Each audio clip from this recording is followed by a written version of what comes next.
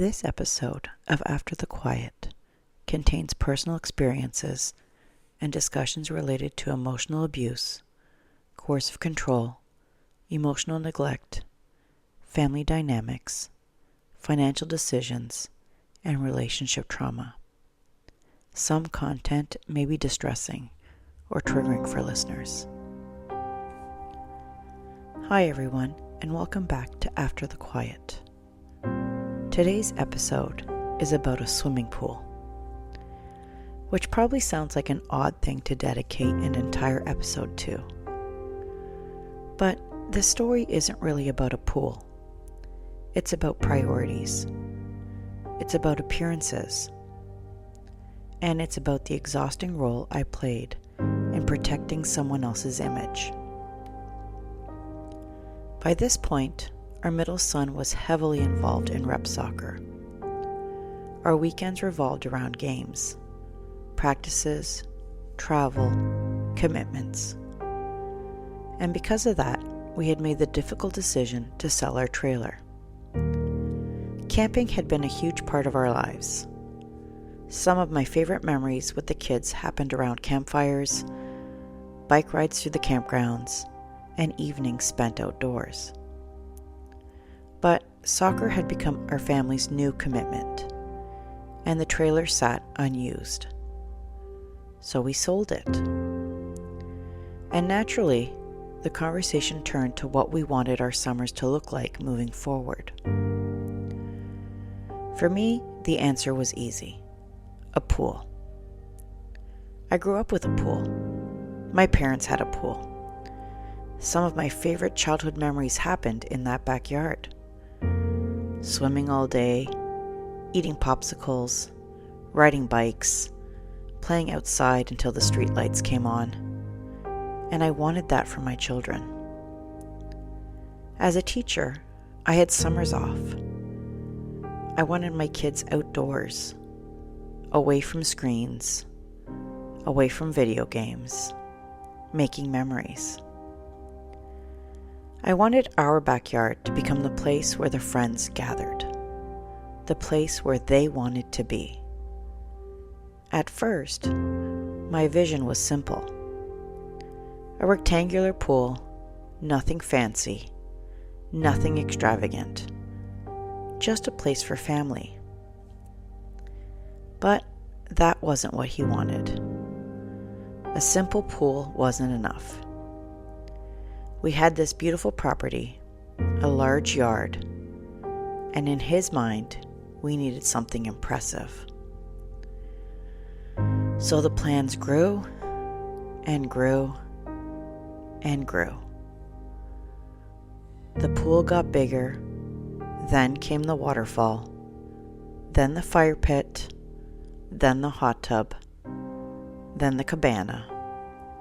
Not just a small shelter, a full entertaining space with indoor seating, a television, the works. What started as a backyard pool became a resort. And to make it happen, we took out a huge loan against our house. At the time, I convinced myself it was worth it, because this wasn't really for us. This was for the kids. At least, that's what I told myself. The company assured us everything would be completed by the beginning of summer. Of course, it wasn't. There were delays, then more delays, then more delays. And every week the kids would ask, "When will the pool be ready?" Finally, by the middle of July, it was finished. And we decided to celebrate. We planned a huge pool party. Friends, family, food, swimming, everything. The kids were excited. I was excited. After months of construction, dirt, noise, and waiting, the day had finally arrived. And then the phone rang. That morning, he received a call from the motorcycle club. He had to attend an event. Not wanted to, not hoped to, not preferred to. According to him, he had to go. I couldn't believe it. We were hosting dozens of people that afternoon. Family, friends, children. People were coming specifically to celebrate this pool. And yet somehow, the motorcycle club came first. Again. His solution? I would handle everything. I would get the house ready, prepare the food, watch the children, welcome the guests, manage the party.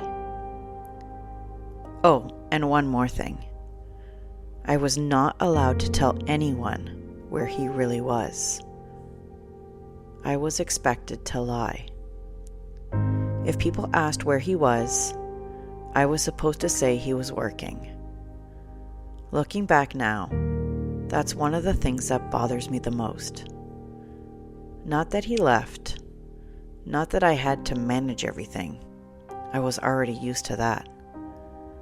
What bothered me was being expected to protect the story, to protect the image, to help maintain the illusion that he was a devoted father and husband who simply got called into work. Meanwhile, I knew exactly where he was, and so did he. The guests started arriving. The kids jumped into the pool immediately. Friends began helping set up. Family started bringing out food. People stepped in without even being asked. Someone took over the barbecue. Someone else started arranging food. People simply helped. And honestly, the party was wonderful. The kids were happy. Everyone was laughing. People were enjoying the pool. The food was great. And despite all the stress leading up to it, I found myself having fun. Because for a few hours, I was surrounded by people who showed up. And that matters.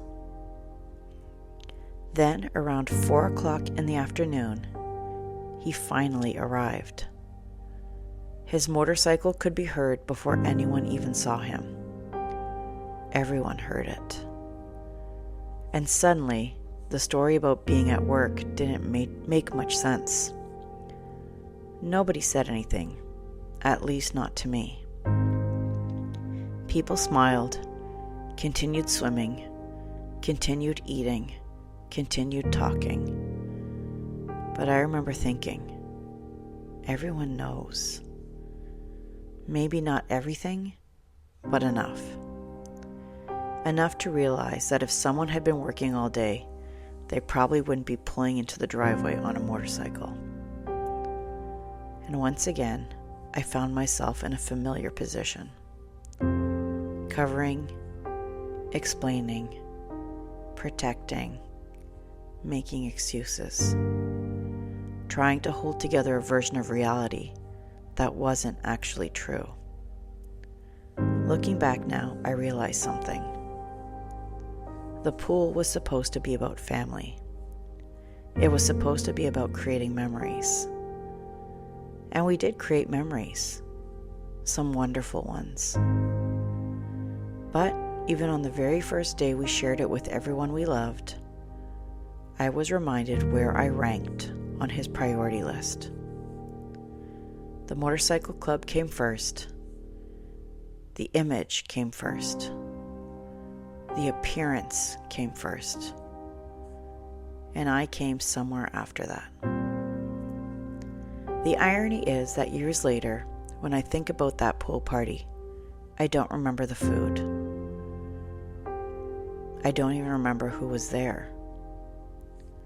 I remember standing in the backyard, watching people arrive, feeling overwhelmed, trying to do everything myself, and wondering why the person who was supposed to be my partner wasn't standing beside me. Thanks for listening to After the Quiet.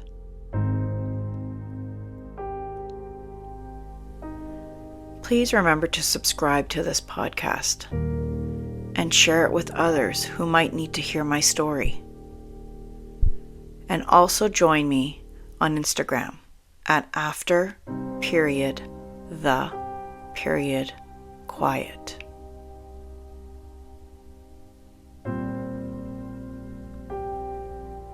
If you recognize parts of my story in your own, please reach out to someone who can give you support, or look for that support in your community.